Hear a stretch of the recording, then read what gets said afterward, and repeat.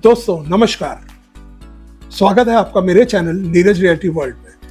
दोस्तों आज मैं कुछ अपने इस वीडियो में ऐसा बताने जा रहा हूं आपको जो जेवर एयरपोर्ट के आसपास कुछ बहुत बड़ा हो रहा है, जिसका आप लोगों को जानना बहुत ज़रूरी है, क्योंकि इसका इम्पैक्ट जो है हमारी इन्वेस्टमेंट और हमारी डेली लाइफ के ऊपर बहुत ज़बरदस्त तरीके से बढ़ने जा रहा है। तो चलिए शुरू करते हैं आज का वीडियो। दोस्तों जेवर एयरपोर्ट के आसपास क्या क्या बन रहा है और कब तक बन जाएगा, सोचिए। आज हम बैठे हैं 2026 में, जून में। जेवर एयरपोर्ट का पहला फेज ऑपरेशनल हो चुका है और कमर्शियल फ्लाइट 15 जून 2026 से शुरू होने जा रही है। लेकिन असली कहानी एयरपोर्ट की नहीं, असली कहानी है उस जाल की जो एयरपोर्ट के आसपास बन रहा है, जैसे एक्सप्रेस वेज का जाल, रैपिड रेल का जाल, मेट्रो का जाल, इंडस्ट्रियल हब्स का जाल। और हिस्ट्री गवाह है, जहां जहां कनेक्टिविटी पहुंचती है वहां प्रॉस्पेरिटी अपने आप पहुंचती है। नोएडा इंटरनेशनल एयरपोर्ट का फेज 1 ऑपरेशनल स्टेज पे पहुंच चुका है और कमर्शियल ऑपरेशंस 15 जून 2026 से शुरू हो रहे हैं। उसके बाद हर एक मोड ऑफ ट्रांसपोर्ट बहुत तेजी से एयरपोर्ट से कनेक्ट किया जाएगा, जबकि मेट्रो और रैपिड रेल बाद में कनेक्ट होंगी। आज सारे इंफ्रास्ट्रक्चर कब तक स्टार्ट हो जाएंगे, आज उसकी टाइमलाइन में आपको अपने इस वीडियो में बताने जा रहा हूं। दोस्तों अब इमेजिन कीजिए आप गुरुग्राम में बैठे हैं और नोएडा इंटरनेशनल एयरपोर्ट पहुंचना है। आज आपको नोएडा का ट्रैफिक और सिटी रोड से गुजरना पड़ता है, लेकिन अगले कुछ सालों में दिल्ली मुंबई एक्सप्रेसवे से एक डेडिकेटेड 31 किलोमीटर्स ग्रीनफील्ड कॉरिडोर जेवर एयरपोर्ट को कनेक्ट करेगा। इस प्रोजेक्ट को सेंट्रल गवर्नमेंट अप्रूवल मिल चुका है। जब ये ऑपरेशनल होगा, साउथ दिल्ली, गुरुग्राम और फरीदाबाद से एयरपोर्ट तक पहुंचना ड्रामेटिकली फास्टर हो जाएगा। इसकी ऑपरेशनल विंडो है 2028।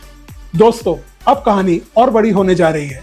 मेरठ, बुलंदशहर, हापुड़, शाहजहांपुर, प्रयागराज, ये सब रीजन्स बहुत जल्दी डायरेक्ट जेवर एयरपोर्ट नेटवर्क से जुड़ने वाले हैं।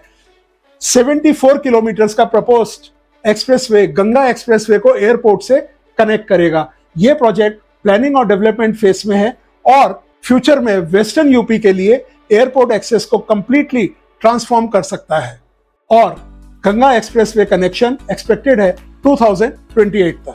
अब सोचिए, सराय काले खां से ट्रेन लगभग 20 से 21 मिनट में जेवर एयरपोर्ट तक पहुंचा देगी। जी हां, यह कोई साइंस फिक्शन नहीं है, यह प्रपोज्ड नमो भारत कॉरिडोर का विजन है। डीपीआर को स्टेट अप्रूवल मिल चुका है और अब सेंट्रल अप्रूवल की प्रोसेस चल रही है।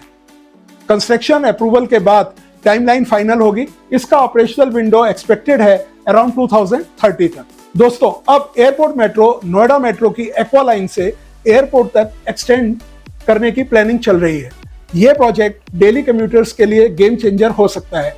एयरपोर्ट सिर्फ फ्लायर्स के लिए नहीं, बल्कि लाखों लोकल रेजिडेंट्स के लिए इजीली एक्सेसिबल हो जाएगा। इसका एक्सपेक्टेड विंडो है 2029। अब बात करते हैं फिल्म सिटी की। एयरपोर्ट के बिल्कुल पास इंटरनेशनल फिल्म सिटी डेवलप हो रही है। अगर ये प्रोजेक्ट प्लान स्केल पर डेवलप होता है तो मीडिया, एंटरटेनमेंट और हॉस्पिटैलिटी सेक्टर में हजारों जॉब्स क्रिएट हो सकती हैं। और logistic hub, medical device park and industrial zone, इसका ऑपरेशनल विंडो है 2026 से 2030 तक का। एयरपोर्ट का सबसे बड़ा इंपैक्ट पैसेंजर ट्रैफिक नहीं होता, कार्गो ट्रैफिक होता है। येडा रीजन में logistic park, medical device park, warehousing zones और इंडस्ट्रियल क्लस्टर्स एग्रेसिवली डेवलप किए जा रहे हैं। एयरपोर्ट ऑपरेशनल होने के बाद इन प्रोजेक्ट्स की स्पीड और बढ़ने की उम्मीद है। दोस्तों अब वो सवाल जो हर इन्वेस्टर पूछ रहा है, प्रॉपर्टी प्राइस का क्या होगा। हिस्ट्री देखिए, गुरुग्राम के पास एक्सप्रेसवेज आए, मेट्रो आई, कॉर्पोरेट हब्स आए और फिर प्रॉपर्टी वैल्यू में लॉन्ग टर्म ट्रांसफॉर्मेशन देखने को मिला। जेवर रीजन में भी एग्जैक्टली वही इंग्रेडिएंट्स नजर आ रहे हैं। इंटरनेशनल एयरपोर्ट, मल्टीपल एक्सप्रेसवेज, नमो Bharat, metro connectivity, film city, logistic hub, industrial zone, manufacturing clusters, ये कॉम्बिनेशन किसी भी रीजन में डिमांड क्रिएट करता है। चलिए अब जानते हैं सबसे ज्यादा पोटेंशियल लॉन्ग टर्म इन्वेस्टर्स के लिए कहां पर है और लॉन्ग टर्म इन्वेस्टर्स की नजर खास तौर पर Yamuna expressway industrial development authority के sector 18, sector 20 sector 22 A, sector 22 D, sector 24 A airport influence zone film city corridor पर बनी हुई है, क्योंकि ये एरियाज फ्यूचर इंफ्रास्ट्रक्चर नेटवर्क के सबसे करीब है।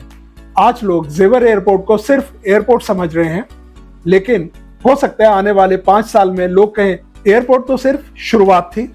असली कहानी थी उसके आसपास बनता हुआ expressway, rapid rail, metro, film city और इंडस्ट्रियल इकोसिस्टम का वो नेटवर्क जिसने पूरे यमुना एक्सप्रेसवे रीजन की किस्मत बदल दी। दोस्तों, आपके हिसाब से यमुना एक्सप्रेसवे रीजन अगला गुड़गांव बन सकता है या उससे भी ये बड़ा ग्रोथ हब बनेगा, और क्यों? अगर वीडियो पसंद आई हो तो इसको लाइक, शेयर और चैनल को सब्सक्राइब करना बिल्कुल मत भूलिएगा। मैं हूं नीरज सक्सेना और आप देख रहे हैं नीरज रियलिटी वर्ल्ड। आज के लिए दोस्तों बस इतना ही। मिलता हूं बहुत जल्दी आपसे अपने अगले वीडियो में। तब तक friends, do take very good care of yourself and your loved ones. Thank you so very much. जय हिंद।